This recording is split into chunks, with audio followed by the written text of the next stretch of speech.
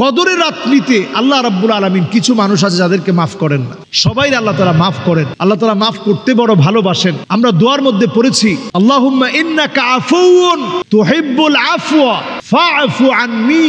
আল্লাহ আপনি ক্ষমাশীল, ক্ষমা করাকে আল্লাহ আপনি ভালোবাসেন। ফাআফু আন্নি, আল্লাহ আপনি আমারে ক্ষমা করে দেন। এই যে আমরা দোয়াটা পড়ছি, এই দোয়ার ভিতরে চিন্তা করেন আল্লাহ তাআলা কতবার ক্ষমার কথা আমাদেরকে শিখিয়েছেন। নবীজি এই দোয়াটা পড়তে বলছেন আম্মাজান আয়েশাকে যে কদরের রাত পেলে এই দোয়াটা পড়ো, তাহলে আল্লাহ তাআলা কত বেশি আমাদেরকে ক্ষমা করেন। ইন্নাল্লাহা ইয়াবসুতু ইয়াদাহু বিল্লাইল লিয়াতুবা মুসিউন নাহার। দিনের বেলায় আপনি গুনাহ করে ফেলছেন, আল্লাহ তাআলা রাত্রি বেলায় ডেকে ডেকে আপনারে মাফ করে দেন। গোলাম আয় আয় আমার দিকে আয়, তোর গুনাহগুলো আমি মাফ করে দিব। না বুঝে দিনের বেলায় তুই অন্যায় করে ফেলেছিস, এখন রাত হয়ে গেছে, আমার কাছে মাফ চা, আমি তোরে মাফ করে দিব। আল্লাহ তাআলা তো অজস্র বান্দাকে মাফ করবেন। দিনের বেলার গুনাহ রাত্রি বেলায় মাফ করেন, রাত্রি বেলার গুনাহ দিনের বেলায় আল্লাহ মাফ করেন। অজস্র বান্দাকে আল্লাহ তাআলা মাফ করেন, সবাই আল্লাহ তাআলা মাফ করে দেন। তবে এমন কিছু ব্যক্তি আছে যাদেরকে কদরের রাত্রিতে আল্লাহ তাআলা মাফ করবেন না। এর মধ্যে এক নম্বরে কদরের রাত্রিতে মাফ পাবে না এক নাম্বার ব্যক্তি হচ্ছে মুশরিক। যে লোকটা শিরক করবে, আল্লাহ ছাড়া অন্যের কাছে চাবে, আল্লাহ ছাড়া অন্যের কাছে ধরনা দিবে, অন্যের কাছে পাবে বলে আশা করবে, ওই ব্যক্তির আল্লাহ মাফ করবে। দুই নম্বরে আল্লাহ তাআলা মাফ করবে না এই কদরের রজনী পাওয়ার পরেও আল্লাহ মাফ করবে না কারে?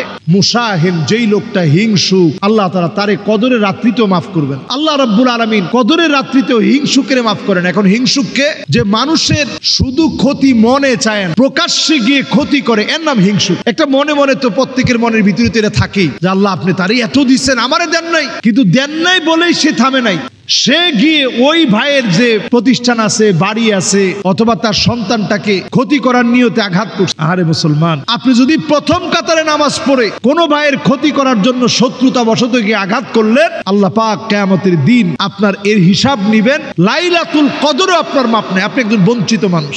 তিন নম্বরে আল্লাহর কাছে ক্ষমা পাবে না আকুন বিওয়ালিদাই। পিতা মাতার সাথে যে সন্তান খারাপ ব্যবহার করেছে, অন্যায় ব্যবহার করেছে, ধমক দিয়ে কথা বলছে, পিতা মাতাকে ধাক্কা মেরেছে, পিতা মাতার মুখে খাবার দেয় নাই, ইফতারি দেয় নাই, সাহারি দেয় নাই, নিজের পোশাক পরিচ্ছদ নিয়ে মার্কেটিং নিয়ে ব্যস্ত ছিল, এমন সন্তানের দিকে আল্লাহ রাব্বুল আলামিন এই লাইলাতুল কদর আল্লাহ তারে মাফ করবে। এরপরে আল্লাহ রাব্বুল আলামিন 4 নম্বরে মাফ করবে না যারা মদ, জুয়া, আফি, মেরেচুয়েনা বিজনেস নিয়ে থাকবে, এই লোকদেরকে আল্লাহ রাব্বুল আলামিন কদরের রাত্রিতে মাফ করবেন। 5 নম্বরে জালেম, যেই লোকটা অন্যায় করবে, অন্যায় করবে, অন্যায় করবে, জুলুম করবে, জুলুম করবে, প্রতিনিয়ত মানুষের উপরে অন্যায়, অবিচার, জুলুম যারা করবে, এমন লোকদেরকে আল্লাহ রাব্বুল আলামিন কদরের রজনীতে মাফ করবে।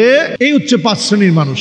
আমরা যারা আজকে এখানে বসছি, আমরা প্রত্যেকে নিয়ত করি 1 নম্বরে শিরক ছেড়ে দিব, 2 নম্বরে হিংসা ছেড়ে দিব, মনের ভিতরে হিংসা আসলেই ওই ভাইটার জন্য দোয়া করা শুরু করে দিব। 3 নম্বরে পিতামাতা যাদের জীবিত আছে, পিতামাতার কাছে পায়ে ধরে মাপ চাবো, হাতে ধরে মাপ চাবো, ফোন দিয়ে বলবো আম্মা আপনি আমারে মাফ করে দেন। মা যত বড় পাষাণ হোক, বাপ যত বড় পাষাণ হোক, সন্তান যদি মাপ চায়, মা বাপের মনটা নরম হয়ে যায়। মা বাপের কাছে ফোন দিয়ে বলবেন যে আব্বা মাফ করে দিন, আম্মা মাফ করে দিন। আমরা এই কাজটা করব। এরপরে নানা রকমের নেশার যাদের অভ্যাস আছে, এই কদর সামনে নিয়ে একেবারে খাস দিলে তওবা করে ফেলেন। আপনি দেখবেন এই রমাদান এক দিক দিয়ে চলে যাবে, অন্য দিক দিয়ে আপনার নেশা চলে যাবে।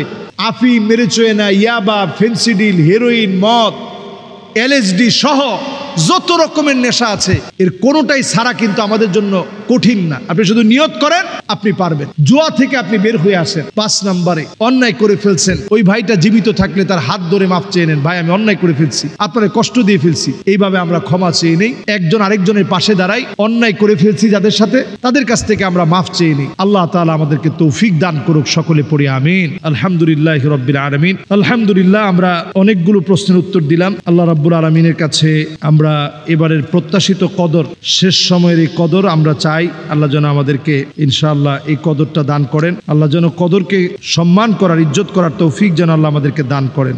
আমিন আমিন।